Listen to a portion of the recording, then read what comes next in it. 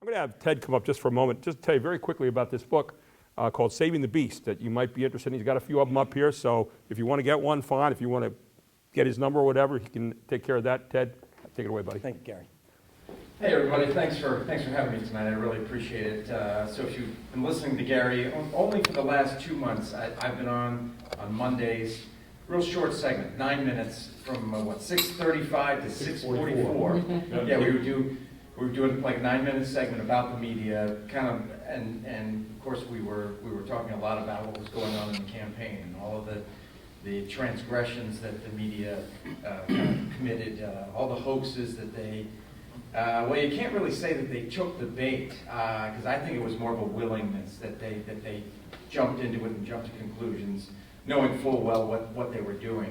And so my book here, so that was the past 2 months, but you might recognize me. I'm not famous like Gary, but I did work for the Dispatch from 99 to 04, and then in 04 they pushed a bunch of us over to the York Daily Record. So I was there until 2021. So yeah, 20 plus years, and then I had other papers I was with prior to that, so about 25 years total as a reporter, primarily covering crime and emergency news.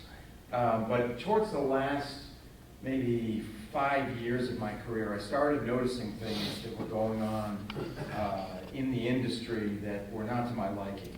I'd say one of the most pivotal things was when my editors told me, we're not going to use mugshots anymore of criminals.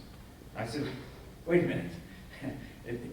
You're taking the fun out of everything. That's like public shaming.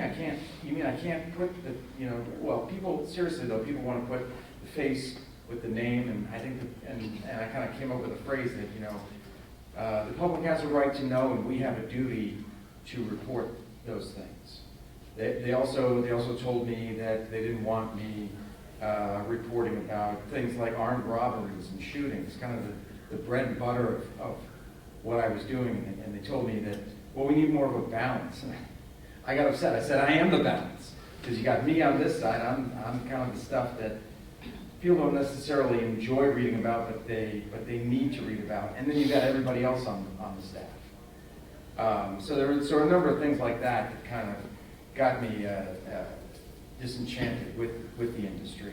And so in this book, Saving the Beast, we had a phrase called Feed the Beast. The phrase was Feed the Beast, which meant that you had to constantly produce content.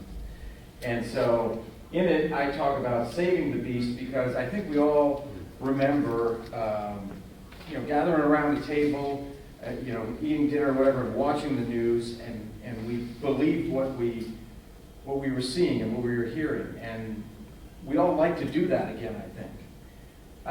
But we can't because of what's going on with the media.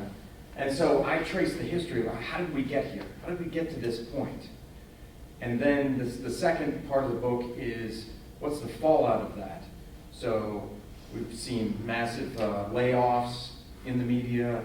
They're hemorrhaging, the mainstream media, hemorrhaging money, viewership, and so then they get into this vicious circle where the product suffers, and then they have to lay more people off, and then they lose more viewers, and then the product continues to suffer, and it just goes round and around like that. The third part is, if the media really, really wanted to, the mainstream media, what are the steps that they could take if they wanted to rectify the situation, if they really wanted to turn things around? Number one, and it might sound kind of hokey, but I say apologize. Apologize. And I mean, on a newspaper, above the fold, across the top, apologize. If you're a cable station, prime time apology. And I have it in here. They could read it if they wanted to. They could read it on air or whatever. But apologize and then follow through. So talk the talk, walk the walk. So you say you're not going to do what you did before. You're not going to be controlled by ideologies. You're not going to eschew critical thinking. You're not going to pretend. You're not going to treat the American public like they're dumb. You're not going to tell them what and how to think. And you're not going to fall prey to outside influences. So you've got to execute that. You've got to apologize, and then you've got to execute that. So that's the third part of the book, because I think we'd all like to see that. I mean, yeah, the new media is kind of surging with podcasts, and Gary's probably going to get into that. But we'd like to believe what we see and what we hear and what we read. So there you go. Sorry if I was long-winded, but yeah. So I'll be here afterwards. I can sign it for you. I've got a pen. And if anyone wants to buy a copy.